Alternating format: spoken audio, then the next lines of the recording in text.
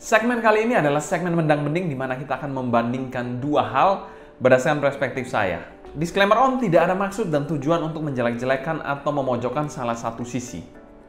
Di sini kita akan melihat kekurangan dan kelebihan dari perspektif saya. Mungkin kalau kalian ada pandangan yang berbeda, kalian bisa tulis di kolom komentar di bawah juga. Biar kalian penasaran, bumper dulu.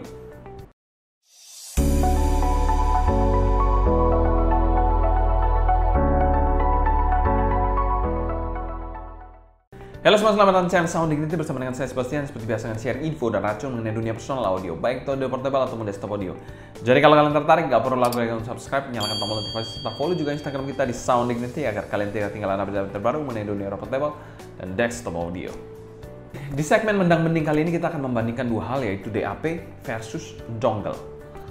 Oke, kita mulai mungkin dari sisi dongle dulu. Dongle ini kita bilang ini adalah hal yang baru. Mungkin sebelumnya kita tidak mengenal dongle. Dongle ini baru populer setelah musik streaming di smartphone atau aplikasi-aplikasi musik streaming itu juga menjamur. Dongle ini juga mengisi pasar atau ceruk pasar yang memang mencari simplicity, portabilitas, dan juga high fidelity sound. Jadi ini adalah solusi, kita bilang solusi yang simple tapi cepat untuk mendapatkan high fidelity atau sound quality yang lebih baik.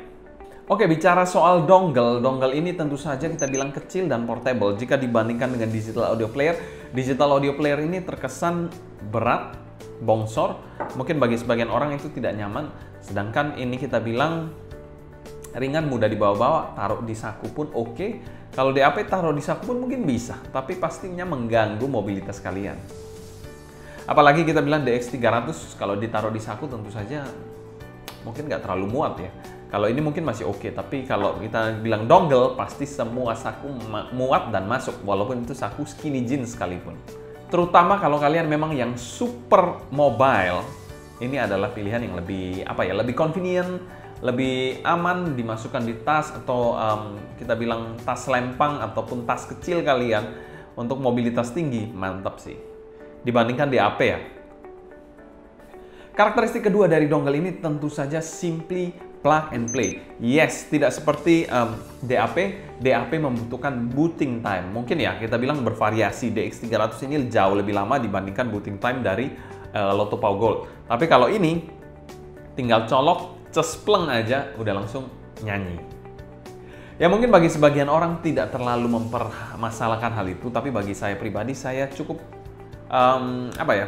mempermasalahkan masalah booting time. Dan kita bilang kalau saya ada feel terngiang-ngiang di kepala saya lagu si A atau lagu apalah, itu saya langsung mau dengerin aja lagu itu tanpa harus menunggu terus kehilangan momen dan lain-lain. Itu sangat penting sih. Jadi dongle ini plug and play dan kalian bisa mendapatkan atau mendengarkan lagu tanpa kehilangan momen. Karakter ketiga dari dongle yaitu tidak perlu dicas. Kalau kalian tahu DAP memiliki layar dan perlu power atau baterai untuk menyalakan layar tersebut. Dongle ini tidak perlu dicas, dia tidak perlu baterai internal, cukup colok aja sudah bisa digunakan lah intinya. Jadi simple banget. Mungkin bagi sebagian orang juga masalah baterai ini adalah salah satu PR yang mengganggu, di mana dia harus mengecas juga HP-nya, mengecas juga DAP-nya. Itu mungkin jadi PR yang kita bilang bagi sebagian orang mungkin mengganggu. Mungkin bagi sebagian orang juga tidak terlalu manage HP-nya dengan baik. HP-nya sering lowbat. Bagaimana kalau misalnya dia tambah satu device lagi yang memiliki baterai? Tentu saja ya baterainya juga nggak keurus juga. Apalagi kalau kalian memang agak careless seperti itu. Jadi dongle ini salah satu pilihan yang simple, juga nggak usah mikirin baterai, tinggal bawa aja. Karakter keempat dari dongle ini, dia memaksimalkan hardware yang kalian bayar. Maksudnya di sini kita bilang begini, kalau kita beli DAP 1 juta, terus kita beli dongle 1 juta, DAP 1 juta itu harus ada investasi ke layar, baterai, lalu kita bilang juga body atau materialnya. Otomatis hardware-nya itu mungkin sedikit dikorbankan. Selain itu juga ada masalah software, itu investasi juga. Tapi kalau dongle seperti ini, 1 juta yang kalian keluarkan akan langsung diimplementasikan pada hardware untuk memaksimalkan sound quality-nya. Jadi itu yang saya bilang kalau dongle itu memaksimalkan hardware-nya. Jadi apa yang kalian bayar, nominal yang kalian bayar itu diimplementasikan langsung pada hardware untuk mendapatkan sound quality terbaik. Jadi itu sedikit gambaran aja. Tapi apakah itu 100% betul? Itu teori aja dari saya sebenarnya. Jadi dongle itu kalau kalian bayar 1 juta dia maksimalkan di sini, tapi kalau DAP 1 juta itu ada layar, ada software, ada material, ada baterai, yang kita bilang cost-nya juga tidak kecil. Kalau 1 juta yang kalian gunakan untuk beli DAP, berapa alokasi dana dari sisa 1 juta itu untuk sound quality-nya? Setelah berbicara soal dongle, kali ini kita membahas mengenai DAP. Kalau kita bilang DAP ini eksisnya sudah cukup lama jika dibandingkan dengan dongle. Dongle itu mungkin baru sekitar tahun 2019 atau 18, mungkin 3-4 tahun lalu. Tapi kalau DAP sudah eksis sangat lama jika dibandingkan dengan dongle. Mungkin sebelum DAP dikenal, kalian mengenal DAP itu dengan nama MP3 player. Tapi seiring perkembangan zaman, sudah ada yang namanya DAP. DAP itu bisa mengakomodir file tidak hanya MP3, tapi bisa DSD, FLAC, lalu pun WAV dan format-format lainnya yang lebih kompleks. Karakteristik pertama dari DAP yaitu mereka memiliki layar pada umumnya. Ada beberapa DAP yang memang tidak memiliki layar seperti Altmantera ataupun DAP-DAP buta lainnya yang memang tidak memiliki layar seperti Socialien juga tidak memiliki layar. Tapi kebanyakan DAP itu memiliki layar. Ada yang suka, ada juga yang nggak suka. Jadi kalau kalian memang, saya mencari device yang dedicated, yang khusus untuk play music saya, DAP adalah salah satu pilihan yang tepat, di mana dia juga ada layar, kalian bisa navigasi, memilih musik yang kalian suka. Karena adanya layar, otomatis juga ada baterai yang harus kalian manage, di mana DX300 ini memiliki 2 baterai, yang pertama untuk digital dan juga untuk amplifiernya. Sedangkan pada umumnya baterai cuma 1 di DAP. Tapi memang kita bilang ada beberapa DAP yang zaman-zaman now itu memiliki baterai yang terpisah.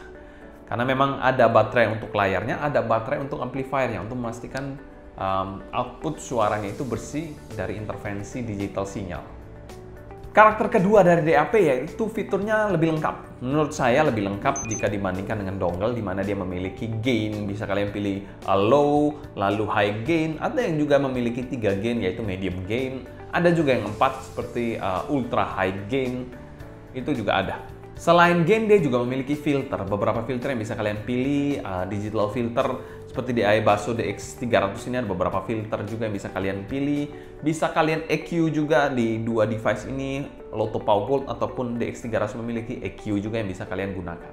Yang ketiga yaitu volume wheel yang kita bilang levelnya itu luas. Maksudnya ya kita bilang kalau di HP kalian hanya bisa memilih volume wheel yang mungkin nggak terlalu luas, mungkin rentangnya mungkin 1-30 atau 1-50. Kalau di DX300 ini bisa sampai ratusan. Di sini pun memang kita bilang di DAP lama seperti Loto Pau Gold ini rentangnya tidak terlalu luas, tapi di DX300 ini rentangnya cukup luas untuk mendapatkan volume yang pas banget dan presisi banget sesuai dengan selera kalian.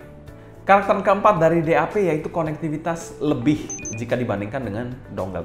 Di mana konektivitas ini maksudnya adalah Bluetooth. Kalian bisa connect dengan beberapa perangkat lain seperti mungkin perangkat mobil head unit kalian, ataupun TWS, ataupun alat-alat lain yang berhubungan dengan Bluetooth.